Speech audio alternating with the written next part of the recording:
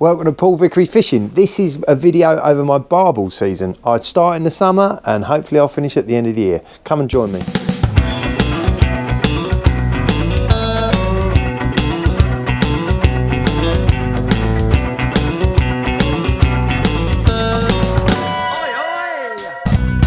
I've got a little theory in my head about where these barbel live in the summer, and this is part of the theory.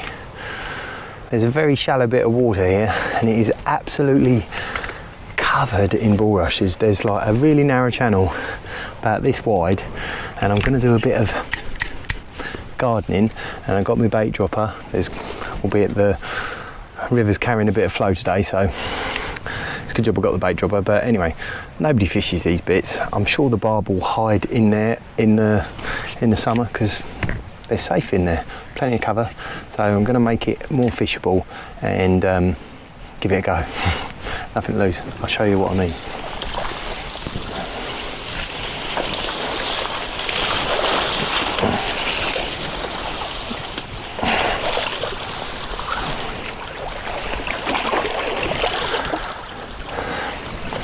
So yeah, this is the little bit I'm talking about.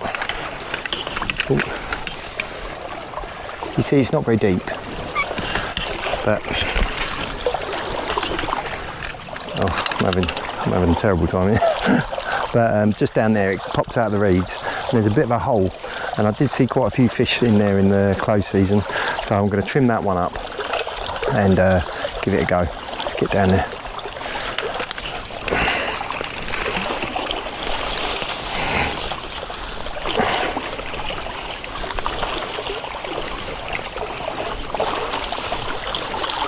See, look at this. Barbel could hide in there all day long. Nobody'd ever know he's there. There is a fisherman fishing further down, but he's over a load of shallows, so I don't think I'm going to piss him off. So yeah, this is the little spot. But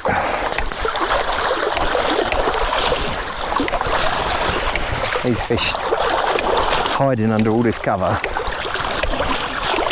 that makes it unfishable.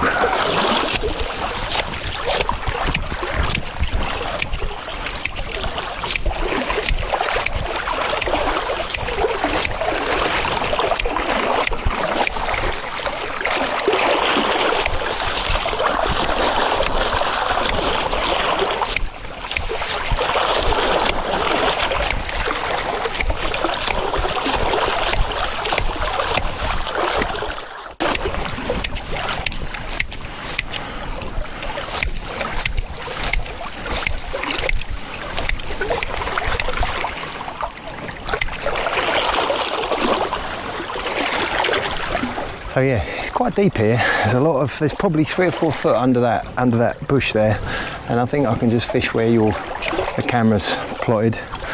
And but what I might do today, because it's so fast, if I put the bait there, it's all just gonna bugger off. So I think I'll just drop it in there. I'm sure they'll still find it. And then another day I'll come down and bait dropper in there.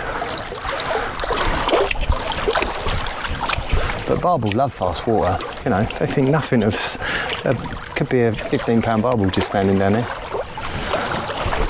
Well, I boshed that bit of bait in, and it was so flowy, it was blowing all over the place, so I think it was a bit of a waste of time. I shouldn't have bothered chucking the bait in, and I did try and put it in the slack behind the reeds there, but interestingly enough, where the water gets pushed through those reeds, there was a shelf like that big behind those reeds, so the water's just gouging out, just being pushed, and that's what the barbel love, and that's a bit why the barbel love this part of the river, because there's strong flow and it goes over gravel. Barbel love flow, and a lot of the streams or rivers in the southeast are a bit slow and, you know, just mediocre. But anyway, I'm going to bait it tomorrow, hopefully. Oh, I did see a guy catch a little barbel, about £1.5 pounds. He was well chuffed. So his first barbel out of that river, so well done him. Also, I forgot to say, I'm going to go home and watch England. So come on, England, let's get to the final.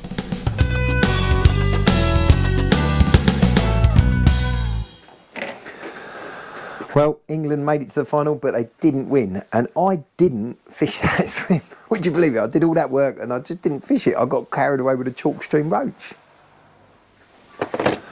So it's now the first week in September. This is the first bit of rain over this weekend. We've had some real torrential thunderstorms. It's not really the type of rain I like, but I'm going to have a rummage around the farmyard, look for some worms, because I'm going to put a big bunch, like what they call it, a kebab rig of worms and meat, and get down the river and give it a go, probably once or twice over this weekend. Well, one little job I've got to do before I get started is I've lost my isotope, and Paul Waghorn, he's been online and he's found these really diddy little things. They're like, I've got to whip that round the rod, and then got these tiny little battery pad, because an isotope's getting on for 20 quid now. So, and I think these, there's going to be a link below. Right, hang on, it's round the wrong way. Upside down, no it's not. These are quite cool. So I think they're like 125, and the battery's good for 24 hours. So, and to be honest, I don't know how much night fishing you do, but an isotope's 20 odd quid, and then by the time you've got the adapter, I think these are quite good value for money. So there's a link in the description below. I'm not going to show you how I get on whipping these on, because there's better people online showing you how to whip, and I'm literally making it up as I go along. So after not too long, I've managed to whip that thing on. I'll show you. I'm quite impressed with my results. Now, necessity is the mother of invention. That is not too bad. I just had some nylon thread from the drawer, and I nicked a bit of my daughter's clear nail polish. It was very helpful. If you want to learn how to do it well, go to Harrison Fishing Rods. That is not how I did it, but there were a few useful tips.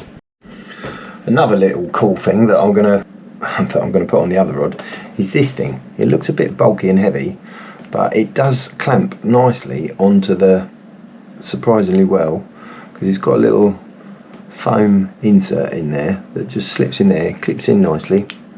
And look, this is the clever bit. Keep it still. I'll hold it still, and it goes green.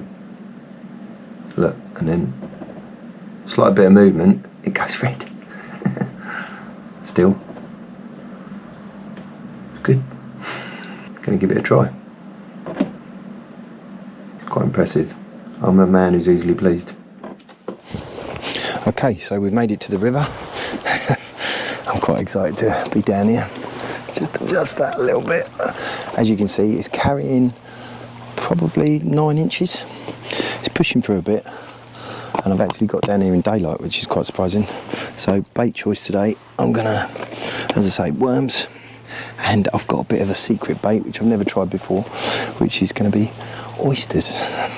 I gathered up, me and my daughter went to the Isle of Grain and gathered up a couple of oysters that we were going to eat for tea, but we both bottled it. And I've opened up 2 of them, I've only taken 2, so we're going to stick one of them on the hook for a while. But otherwise, I'm going for a bit of a worm kebab, which, so yeah, that's what I got. 3 or 4 lubworms all on, and I've got a 4 SSG link ledger. Might not be enough.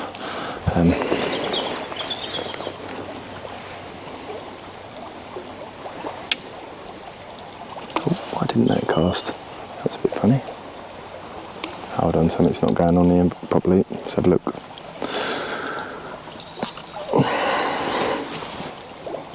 No.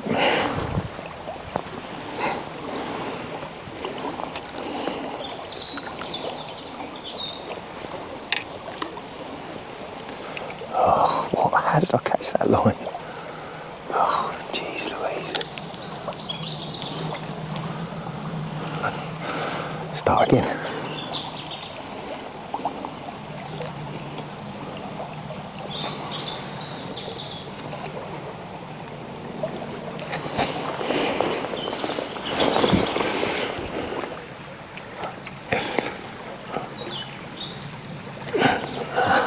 It's annoying. It doesn't quite go far enough. Right. That's that one with the lubworms. Now let's get this one in and get the oyster on it. Ooh. Oh, it's nearly too tight for 2 rods, this. Oh, bloody hell.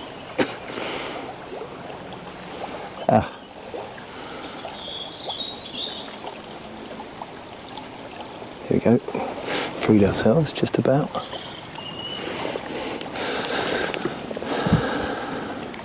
I've actually got the company of somebody else today, which is quite cool.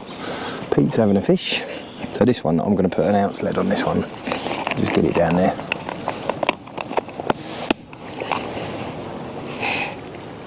So yeah, this oyster really is a big ball of snot. But it's not too dissimilar to a swan mussel, I guess. Just got to make sure I don't mask the hook.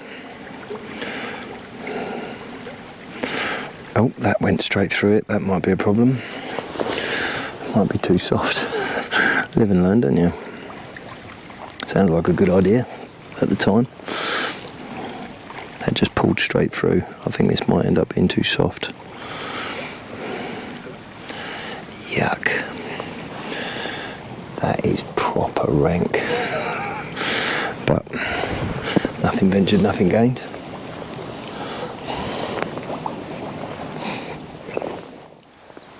It really is a lovely place here, and we've just had a massive thunderstorm, and I came down here early on in the weekend and did 3 hours in one spot and didn't get a bite, so I caught one little chub, so I'm going to move about a bit today. Probably only 5 or 6 swims, because the barbel in here tends to congregate in the faster water, and because this is the lower part of this river, it does tend to slow down a bit.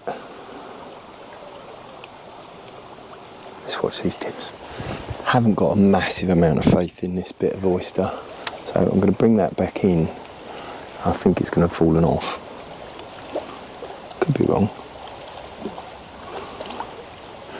Yep, it has come off.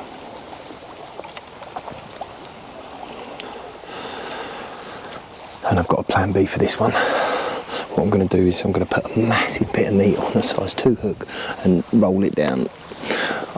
On my Wandle video, somebody commented saying about, oh, I used to put half a tin of meat on and be amazed what I caught.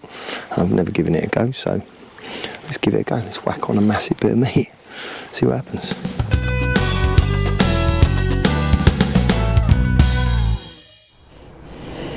Right, it's got into dark, and now we are throwing the most ridiculous sized lump of meat. It feels absolutely absurd to be throwing a matchbox of meat, but there's quite a bit of flow. And we've got to give it a go. So I've got 3 SSG on there as well. But yeah, I'll probably kill a barbel with that. I'm quite excited to give this thing a go, because this is the current, what are these called, isotopes. But this is the Enterprise clip, which is alright, but it does tend to, anyway, we're going to take it off. Now this thing, I'll turn it around, these are funny old batteries.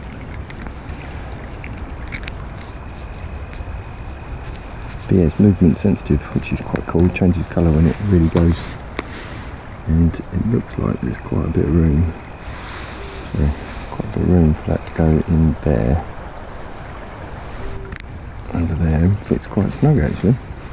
But it fits under there quite well.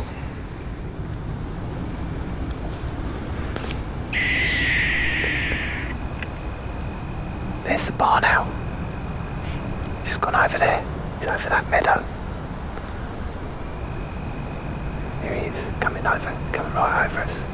Oh, glad I saw him. Hopefully you guys will get to see him without it, but it's cool. There was another good fish just top over there. You probably got the sound of that, didn't see it. All I'm getting is massive bat bites.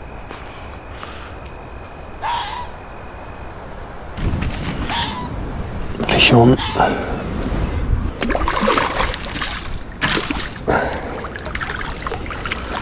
So we haven't last caught a fish. Took me a while. And on default for this place, just not paying any attention to the rod, just watching my phone.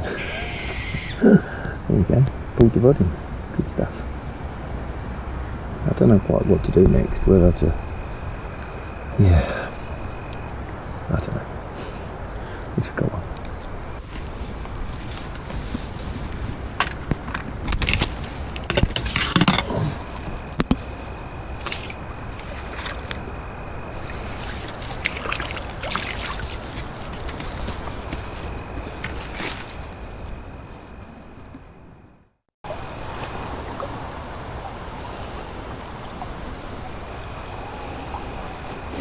Right, I've had enough.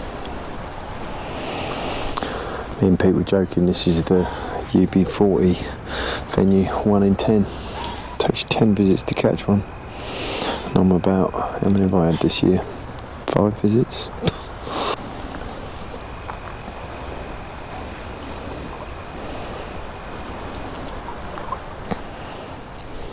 That chub was all I got for all that effort. I think I went down there, oh God, 7 or 8 times. I don't know why I do it to myself, but I will go back for more. I'm going to catch another barbel out of there.